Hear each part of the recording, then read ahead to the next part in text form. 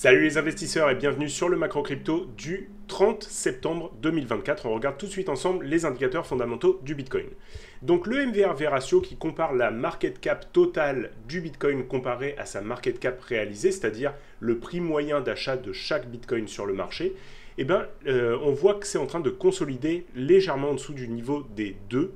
Et donc ça, ce que ça veut dire, c'est que en moyenne, les personnes qui ont investi sur du Bitcoin à long terme sont à peu près à 2 fois leur prix d'achat. Et donc le fait que ce ratio ait beaucoup baissé alors que le prix du Bitcoin n'a pas vraiment beaucoup retracé, ça nous indique tout simplement qu'il y a eu beaucoup d'acheteurs en fait sur la dernière période qui tiennent leur position. Donc ça c'est plutôt intéressant. Pour ce qui est du NUPL, on est toujours dans la zone un petit peu de surchauffe ici sur cet indicateur. Je rappelle que moi, cet indicateur, je le combine toujours avec le MVRV parce que pour moi, c'est une combinaison en fait de ces deux indicateurs qui va me donner une bonne indication si on est vraiment en très forte surchauffe sur le marché. Donc, si on a le MVRV ratio qui est au-dessus des 3,5 et que l'on a en plus de ça le NUPL qui est lui au-dessus des 0,6, là, je vais commencer à vouloir me désexposer du marché, donc ressortir de mes positions. Là, pour l'instant, celui-ci, il est toujours assez haut. Et ce que ça nous indique, c'est tout simplement qu'il y a beaucoup de personnes sur ce marché qui ont toujours des très très forts profits non réalisés. Et donc, le fait que ces personnes aient de fortes convictions sur le Bitcoin, ça nous indique en fait qu'il y a des mains fortes en fait sur ce marché pour l'instant. Si on regarde maintenant au niveau du SOPR, donc celui-ci, ce qui nous indique en fait, c'est si les bitcoins sont en ce moment dépensés à profit ou à perte. Donc quand le SOPR est au-dessus du niveau des 1 qui se retrouve ici sur cette ligne, ça veut dire qu'ils sont dépensés à profit, donc les personnes encaissent des profits, et s'ils sont dépensés en dessous des 1, c'est des bitcoins qui sont dépensés à perte. Dans une tendance haussière, encore une fois, des points en dessous des 1, des pics comme ça en dessous des 1, ce sont généralement des bonnes localisations pour avoir un rebond sur le prix du Bitcoin. Et là, pour l'instant, ce qu'on peut voir, c'est qu'en fait, ça stagne autour des 1. Donc, il n'y a ni vraiment de profit ni de perte pour les personnes qui sortent de leur position. Donc, on peut penser, grâce à ça, que ce sont plutôt des traders de court terme qui sont rentrés sur le marché, fait un petit coup et qui ressortent de leur position avec de très très très très légers profits. Et là, on est déjà en train de se rediriger vers les 1, donc la zone neutre par rapport aux dépenses de Bitcoin. Si on regarde maintenant les holders de court terme, eux, leur prix moyen d'achat, il est au 62 761 et aujourd'hui, on est plutôt sur les 63 500. Donc, on a des personnes qui sont sur le court terme qui sont légèrement à profit. Donc, comme j'avais indiqué la semaine dernière, le fait qu'on soit retourné à profit pour les holders de court terme, ça peut leur donner l'envie de décharger leur position après qu'ils aient été légèrement à perte sur les dernières semaines. Maintenant, je pense qu'avec la montée qu'on a eue sur les 66 000 $, il y a eu quand même pas mal de personnes qui ont pu décharger, toutes les personnes qui étaient plutôt dans des petits swings ou du day trading. Elles ont pu ressortir de leur position à profit. Et maintenant, en fait, ce qu'on veut voir, c'est si certains de ces holders de court terme vont passer en mode holder de long terme. Et donc, ce qu'on aimerait, en fait, ce serait que les personnes se mettent de plus en plus à gagner sur cet indicateur. Donc, si, par exemple, le prix dépasse largement la moyenne d'achat des holders de court terme, ben ça, ce que ça va nous dire, c'est que tout simplement, énormément de personnes sont à profit sur le marché et que tout le monde va en parler à ses voisins, à ses amis, etc. Et que ça peut faire l'effet boule de neige justement qui ramène de nouvelles personnes sur le marché et qui crée comme ça un marché haussier. Donc on veut voir cet indicateur commencer à s'écarter du prix moyen d'achat des holders de court terme pour une belle possibilité de continuation haussière. Pour ce qui est des holders de long terme, ça n'a pas changé. On peut constater comme la semaine dernière que en fait, les holders de long terme ont continué d'accumuler des positions sur les dernières semaines, en fait sur ce range. Donc ça, c'est une indication importante qui prouve qu'il y a quand même des personnes avec de fortes convictions qui sont restées investies sur le Bitcoin et en fait des personnes qui continuent de tenir leur position. Donc ça, c'est plutôt intéressant. Pour ce qui est des réseaux sociaux, on peut voir que c'est toujours assez désert en fait sur Bitcoin et sur Ether, pas beaucoup de volume de tweets. Donc pour l'instant, il n'y a pas un gros engouement sur les crypto-monnaies comparé à ce qu'on a pu avoir dans les dernières phases haussières. Donc là, vraiment rien d'exceptionnel par rapport à ça. Pour ce qui est du Fear and Greed, on est revenu dans des niveaux de grid au niveau des 61, mais pour moi, là, le fait qu'on soit allé chercher les 66 000, la dernière fois, ça avait causé vraiment de l'extrême grid sur ces niveaux. Et là, on est toujours sur des niveaux de grid assez modérés. Donc, il n'y a pas vraiment ni d'excitation, ni quoi que ce soit qui est en train de se passer. On est plutôt sur un marché, en fait, de personnes qui sont déjà depuis plusieurs cycles dans les cryptos, qui sont habituées. Ces personnes-là, elles ne vont pas rentrer en FOMO à n'importe quel moment, etc. Donc là, je pense qu'on est sur un marché qui est plutôt raisonnable. Et pour l'instant, ce que je pense, c'est que la plupart des traders, ils jouent simplement le range, comme on en a parlé de nombreuses fois. Donc, il y a pas mal de personnes, je pense, sur le range daily qui se sont déchargées sur les 66 000. Et maintenant, on va voir si on arrive à rechercher le range weekly au niveau des 70 000 $, ce qui sera forcément une très très forte résistance. Et donc là, si cette résistance est cassée, on va pouvoir repartir en découverte de prix et réavoir un bon espoir d'aller chercher des valeurs beaucoup plus significatives et d'avoir justement les médias qui en parlent et beaucoup de personnes qui reviennent sur le marché des cryptos. Tant que ça, c'est pas effectué, on peut continuer tranquillement de trader le range et d'accumuler des positions en fait sur les cryptos en prévision qu'il y aurait peut-être une cassure de ce haut de range à un moment. Mais bien sûr, il n'y a rien qui nous dit que c'est sûr à 100% que ça va arriver. Donc il faut rester aussi... il faut garder la capacité en fait à changer de scénario. Donc le mieux, c'est de faire plusieurs scénarios et de savoir comment on va agir quand un des scénarios va se présenter. Même si pour l'instant, je l'avoue, moi, de mon côté, j'ai plutôt un biais haussier sur la résolution de ce range. Au niveau des ETF sur le Bitcoin, ce qu'on peut voir, c'est qu'en fait, sur la dernière semaine, ça a énormément accumulé sur les ETF. Donc là, on a vraiment des grosses rentrées de capitaux sur les ETF Bitcoin. Donc ça, c'est plutôt bon signe.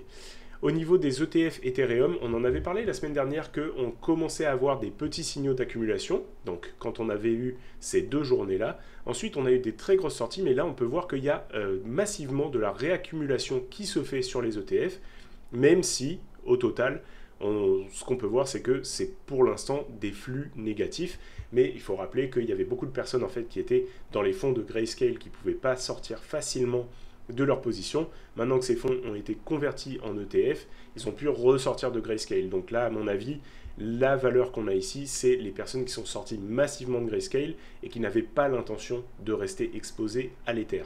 Maintenant, là, sur les dernières semaines, sur les dernières journées, le fait qu'on ait énormément d'accumulation d'Ether dans les ETF, c'est plutôt un signal qui est encourageant pour l'Ether, même si, attention, c'est juste quelques journées, donc on veut continuer de voir cette tendance s'installer. Pour ce qui est du marché chinois, il est toujours mort, donc on ne va pas compter sur les Chinois pour l'instant. Pour ce qui est des niveaux de liquidation, donc ce qu'on peut voir, c'est que sur la journée, les niveaux ils sont très très clairs. En fait, on a un petit peu de ménage à faire par le bas ici, donc on a un très très gros niveau de liquidation sur les 63 000, et ensuite ça pourrait descendre jusque dans les 60 000 pour vraiment faire les dégâts qu'il y a à faire vers le bas. Mais on peut voir qu'il y a aussi des très belles accumulations vers le haut, et notamment le niveau des 65 000 qui a permis de rejeter le prix pour l'instant. Et donc il y a beaucoup de personnes qui ont shorté ce niveau et ça ne serait pas étonnant qu'on aille revisiter ce niveau-là. Maintenant, si on regarde au niveau de la semaine, on peut constater que le gros niveau, en fait, il est sur les 66 000 $. Donc les personnes qui ont shorté le haut de ce range dont je parlais précédemment, là, il y a vraiment énormément de personnes qui ont fait ce move-là. Pour l'instant, ils ont été récompensés. Donc là, si c'est des traders de court terme, ils ont normalement déjà quasiment clôturé leur position ou alors ils comptent le faire au niveau des 60 000 $ plus ou moins. Et si la position se retourne contre eux, ils ont un petit peu de marge pour clôturer leur position. Par contre, si ça se met à faire une grosse mèche vers le haut qui surprend tout le monde, ben là, ça pourrait bien sûr les sortir. On voit qu'au sud, il y a quand même encore des petites accumulations jusqu'aux 60 000 avec un gros niveau aux 62 000. Donc ça, c'est ce qu'il va falloir surveiller. Je pense qu'on va aller visiter en fait les deux côtés tout simplement, puisque pour l'instant, on trade un range. Et maintenant, si on regarde au niveau du mois, Là, on peut voir que la map, elle est bien remplie en fait, hein. Donc il y a vraiment beaucoup de choses à aller chercher au nord. On a quand même des très grosses liquidations à aller chercher au nord. Mais on peut voir qu'au sud aussi, il y a beaucoup d'accumulation qui est en train de se faire. Et en fait, le problème, c'est que là, encore une fois, au niveau des 43 000 $, oui, il y a des gros niveaux, mais c'est clair et net que ces personnes-là, elles sont largement à profit et qu'elles peuvent sortir de leur position largement avant que ça se retourne contre elles. Donc moi, je ne crois pas si fort que ça au fait qu'on aille essayer de revisiter ces liquidations. Par contre, tout ce qui est dans cette zone-là, c'est très probable. Cette zone-là, c'est assez probable. Et le truc, c'est que si on dépasse les 70 000 $, et bien en fait, la zone des 72 000, ce sera vraiment pas grand-chose à aller chercher. Et si ça se fait sur un pic haussier, là, ça peut vraiment surprendre beaucoup de monde. Et en fait, ces couvertures de position qui peuvent y avoir peuvent, elles aussi, rajouter de la liquidité, en fait, de l'huile sur le feu, sur un embrasement à la hausse. Donc, on va voir comment ça va se dérouler à ce niveau-là. Maintenant, si on regarde les Google Trends, on peut voir qu'il n'y a toujours pas de gros retour d'intérêt et en fait, c'est quasiment mort. Un petit regain d'intérêt sur les cryptos, un petit pic qui est remonté à 14%, mais vraiment, les volumes de recherche sur tout ce qui est crypto et Bitcoin et Ether, c'est très très bas pour l'instant, historiquement parlant. Et maintenant, on va pouvoir passer à l'analyse des graphiques. Et on va commencer par la dominance du Bitcoin. Donc, on avait constaté en fait qu'on avait quelques bougies ici qui nous indiquaient possiblement un top sur la dominance du Bitcoin. Et pour l'instant, cette tendance de baisse du Bitcoin par rapport aux altcoins est en train de continuer. Donc on va voir dans les semaines qui viennent si on a la formation d'un pattern de top ici. Un retour en dessous des 54%, je pense que ce serait très très positif en fait pour les altcoins. Mais pour l'instant, ce qu'on peut voir, c'est qu'on a un tout début de signal ici. Donc attention, il ne faut pas y aller en mode ok, c'est all-in sur les altcoins. Pour l'instant, encore une fois, moi, je reste plutôt pondéré en Bitcoin, mais je commence à me réintéresser aux alts et j'ai repris la semaine dernière quelques positions sur les alts. Donc que j'avais présenté d'ailleurs dans le macro crypto de la semaine dernière. Là, on va voir si cette tendance elle continue, et ben j'irai peut-être réaugmenter la pondération de certaines alts dans le portefeuille, mais je veux vraiment avoir un signal en dessous des 54%. Pour l'instant ici, c'est un tout début de signal. On va continuer à surveiller ça. Pour ce qui est d'un deuxième signal qui est intéressant, je ne vais pas vraiment ouvrir les charts, mais je vais juste montrer que le total a plus baissé que le total 3. Et donc ça, ce que ça nous indique, et que le total 2 aussi. Et donc ça, ce que ça nous indique, c'est que pour l'instant, les alts, elles baissent un petit peu moins que le Bitcoin sur la journée. Et donc, qu'il y a peut-être un engouement sur les altcoins, et notamment sur l'Ether, qui, lui, baisse aussi beaucoup moins. Donc on peut voir que l'Ether, il a baissé de 2% contre le Bitcoin de 3,36%. Donc généralement, le Bitcoin tire tout le monde dans la même direction. C'est toujours le cas, il a tiré tout le monde dans la même direction. Mais on peut voir que les autres essayent d'être plus résilients. Donc ça, c'est une autre indication qu'il y a peut-être un shift qui est en train de se faire dans les allocations des personnes qui ont des portfolios sur les cryptos, qui se réintéressent peut-être aux altcoins en ce moment. Maintenant, on va regarder le graphique du Bitcoin en weekly. Donc, on a pu voir qu'on était retourné sur le milieu de ce range weekly sur les 66 000 $. Et là, on a déjà, dès le lundi, une bougie qui fait un rejet, qui est déjà de la même amplitude que la bougie de la semaine dernière en une journée.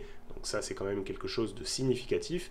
Et donc, ici, vraiment, cette zone des 66 000 $, c'est clairement une zone de résistance. Maintenant, il va falloir voir si la zone des 60 000 $ tient. Si on recasse à la baisse cette VWAP ancrée que l'on avait ici sur le dernier plat de marché qui date de janvier 2024, ce sera vraiment pas positif. Donc moi, vraiment, ce que je veux voir, c'est le bas du range ici tenir avec cette VWAP ancrée pour nous permettre de recréer une tendance haussière sur le graphique weekly. Si on regarde maintenant sur le graphique daily, ce qu'on peut voir, c'est que vraiment on a une grosse bougie baissière accompagnée quand même de volumes qui sont légèrement au-dessus de la moyenne. On avait eu notre très beau signal sur le Z-score qui nous a donné un bon signal pour cette impulsion haussière. On a pu largement en profiter, mais maintenant on commence à voir un signal qui est plutôt négatif.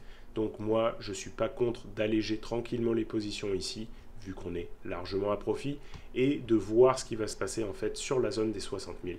Bien sûr, si c'est des positions de très long terme, pas besoin d'alléger, on continue de conserver les positions, et on pourra toujours accumuler plus de Bitcoin si ça redescend, si tu fais de la gestion active comme je le fais, c'est-à-dire que tu gardes toujours des liquidités pour réinvestir sur des endroits qui sont intéressants.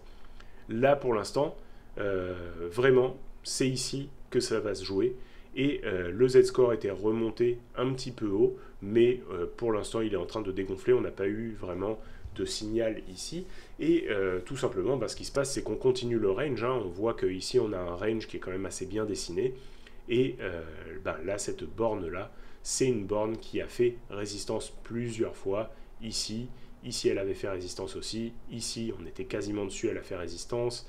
Et puis ici, elle a encore fait résistance. Donc, c'est pas étonnant qu'on voit le prix galérer à passer cette résistance. Il va falloir vraiment monitorer ce qui va se passer maintenant sur le bad range. Si on regarde maintenant Ether contre le BTC. Donc là, ce qu'on peut voir, c'est qu'il y a un réveil de la force ici sur Ether. Malgré le rejet qu'on a eu la semaine dernière, on est déjà dès le début de la semaine en train de reprendre. On a vu nos signaux sur le Z-score. Maintenant, on commence à avoir une belle confirmation de ce signal. Donc, pour moi, il n'est pas inintéressant là de commencer tranquillement à se réexposer à l'Ether. Si on regarde Ether contre USD, lui aussi, il commence à avoir trouvé une zone de résistance. Donc, clairement, cette zone-là va faire résistance. Donc la zone des 2800, 2900 dollars, ça va être une zone à surveiller. Tant qu'on n'a pas repassé au-dessus de cette zone, ça va être quand même compliqué. Il vaut mieux continuer à jouer ce range, en fait, la borne entre les 2100 et 2800. Très très bonne localisation pour accumuler des positions dans cette zone basse avec la VWAP ancrée du top du marché de 2022. Donc ça, c'est vraiment une localisation mais extrêmement bonne pour accumuler des positions. Si on regarde en daily, on peut voir que là, on commence à avoir un petit pattern baissier. Pour l'instant, ce n'est pas du tout encore un M-top, mais c'est plutôt un rounded top qui est en train de se former sur des niveaux proches de niveaux de résistance qu'on avait déjà visités auparavant. Donc, on va continuer à surveiller ça. Pour moi, c'est le haut de range. Le haut de range, moins de chances d'avoir un trade qui est positif. Donc, j'attends pour me repositionner sur le bad range et je vais surveiller aussi ce qui se passe ici sur le milieu de range qui pourrait faire support. Et dans ce cas-là, on ferait un plus haut creux, ce qui serait très positif pour une reprise de tendance haussière.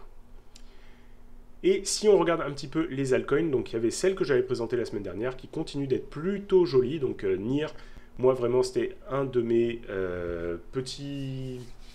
petites altes que j'avais bien aimé en début d'année. En fait, depuis octobre 2023, je m'étais investi dessus. J'avais déchargé une partie quand on avait recherché en fait ce niveau de résistance. Et puis j'étais sorti complètement quand on avait fait ce genre de M-Top Weekly. Là, pour moi, on commence à faire du W Bottom Weekly sur NIR contre le Bitcoin. C'est très très positif. C'est un coin qui est quand même adossé à une blockchain assez sérieuse, qui a beaucoup de transactions qui se passent dessus. Donc, pour moi, c'est intéressant. Et je reprends des positions là-dessus. Aptos, on l'avait regardé parce que lui, il était sur une bonne localisation aussi et il commençait à faire des W-bottom. Je le trouve quand même beaucoup moins beau que NIR et j'ai pas pris de position dessus. Mais si c'est un projet qui t'intéresse, etc., je pense que c'est une bonne localisation avec un bon pattern de prix qui est en train de se présenter. SEI contre le BTC, lui, il a bien commencé à décoller. On est déjà sur une zone de résistance. Donc là, on va vouloir voir le prix dépasser au-dessus de ça. Mais sur un pullback, c'est pas du tout inintéressant. Donc, si tu as envie de t'exposer à cette crypto sur un pullback, je pense qu'il y a de la performance à aller chercher. En plus, c'est un projet qui est relativement neuf. Donc ça, c'est aussi très très intéressant parce que justement, il n'y a pas vraiment d'historique et donc il y a des possibilités de faire de la performance dessus. Donc c'est très très intéressant. Moi, je compte mettre une cartouche dessus, mais sur un pullback. Immutable X, je mets ma cartouche tout de suite dessus. Pour moi, là, on a vraiment un réveil qui est en train de se passer. On a vraiment un très très beau pattern de prix. On est sur une localisation qui est parfaite. Donc, pour le ramener sur le haut de range, à mon avis, très très intéressant. AI contre BTC, je l'avais dit, hein, ça c'est plutôt un coin qui a juste un nom qui peut créer de l'intérêt. Mais par contre, nouveau coin, donc pas d'historique, donc possibilité de le pomper pour les personnes qui l'ont créé. Et là, on voit qu'on commence à avoir un pattern de prix qui est intéressant. Donc pourquoi pas, petite position là-dessus, pas y aller forcément vraiment en y allant avec tout son cash, mais une petite position tranquille pour aller profiter d'un narratif, ça peut être intéressant. RLC, j'ai pris une position dessus. Pour moi, on est sur une localisation qui est vraiment très très intéressante, narratif AI, et on a vu que la personne en fait qui gère le graphique de ce coin, il a l'air de bien aimer jouer ce range là. Donc pour moi, on est sur la zone où il y a le moins de risques possible pour s'exposer à cette crypto. J'ai pris une cartouche et on va voir où c'est que ça va nous emmener. Etherfi, je me traîne une vieille position sur Etherfi que j'avais en fait j'avais pris des profits et j'avais gardé le reste de la position qui était entre guillemets gratuite pour pouvoir voir si ça allait faire quelque chose. Là, à mon avis, on est sur un très très bon niveau. En fait, on a rincé tout le monde. Donc là, tous les gens qui avaient investi dès le début, ils se sont fait rect. Et maintenant, on est vraiment en train de faire du W bottom ici. Pareil, c'est un nouveau projet. Il y a un narratif qui peut se faire dessus. On voit qu'il y a un regain en plus d'intérêt sur l'Ether. Donc pourquoi pas le restaking sur l'Ether qui reprenne le devant de la scène comme narratif. Donc pour moi, là on est sur une très très très belle localisation pour rentrer. Si on regarde ce graphe là en daily, c'est très propre, hein. Là ce qui est en train de se passer, c'est vraiment une très belle construction de début de tendance haussière. Donc à mon avis, c'est plutôt positif sur Etherfi contre le Bitcoin. Link contre BTC, lui il est revenu sur des niveaux historiques. Moi c'est un projet que j'aime bien, Link, que je suis depuis très longtemps, mais sans en être amoureux. Donc c'est à dire que ça m'arrive régulièrement d'investir dessus, mais de ressortir de mes positions quand je trouve qu'il est plus intéressant. Mais je pense que c'est un projet qui est en fait très très utile à l'écosystème des cryptos, qui est même indispensable à l'écosystème des cryptos. Là on est de retour sur un bas de marché contre le Bitcoin qui date quand même de 2019. On voit que c'est une zone qui a fait rebondir le prix massivement la dernière fois qu'elle a été visitée. Et on commence à avoir du W bottom sur la zone, donc à mon avis intéressant aussi. Mais bien sûr, c'est un coin qui a beaucoup moins de potentiel qu'un nouveau coin qui peut faire des gros multiples. Mais pour faire un petit x2, un petit x3, ça peut être très très intéressant. Arkham contre le BTC, donc lui il a déjà fait son mouvement et il commence à retracer. Donc moi en fait sur la ligne de coup de ce W weekly, je suis intéressé si je vois bien sûr en daily. Donc là le but ça va être de redescendre d'une unité de temps et de voir un pattern qui se construit ici. Donc là par exemple on a une autre W weekly, on a la ligne de coup. Si je vois le prix revenir ici et commencer à consolider sur cette ligne de coup et rebondir dessus, je vais être très intéressé. On voit que cette zone, c'est une zone qui a été travaillée plusieurs fois et qui a fait support et résistance. Je veux l'avoir revisité et faire support et mettre une cartouche là-dessus. Là aussi, c'est un projet style intelligence artificielle et il me semble qu'il permet d'avoir du data sur les blockchains. Donc ça, c'est aussi un narratif qui peut être intéressant.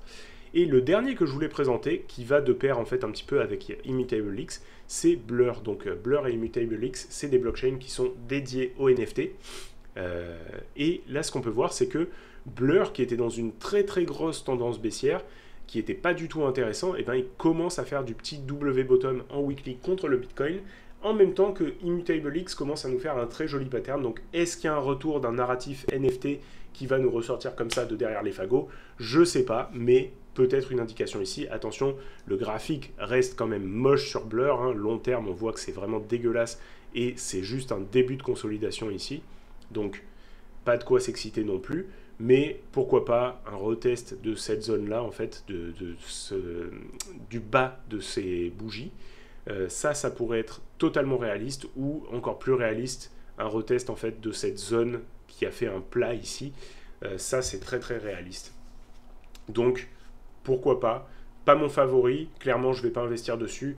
Pour moi, ça va être plutôt NIR, SEI, IMX, peut-être AI. J'ai déjà RLC, ça va me suffire comme ça. Et Link, s'il continue à donner des signes de rebond, je vais mettre une cartouche aussi parce que ça, c'est un coin dans lequel j'ai confiance qu'il est utile à l'écosystème et qui en plus est sur un niveau technique qui m'intéresse. Donc, je pense que mon choix va aller se mettre là-dedans. Je vais en prendre 5-6 maximum et je vais rider ça pour le temps que ça dure, faire des jolis trades, récupérer plus de Bitcoin et mettre justement des Bitcoins dans le wallet pour la suite du bull market, s'il y a une suite de bull market.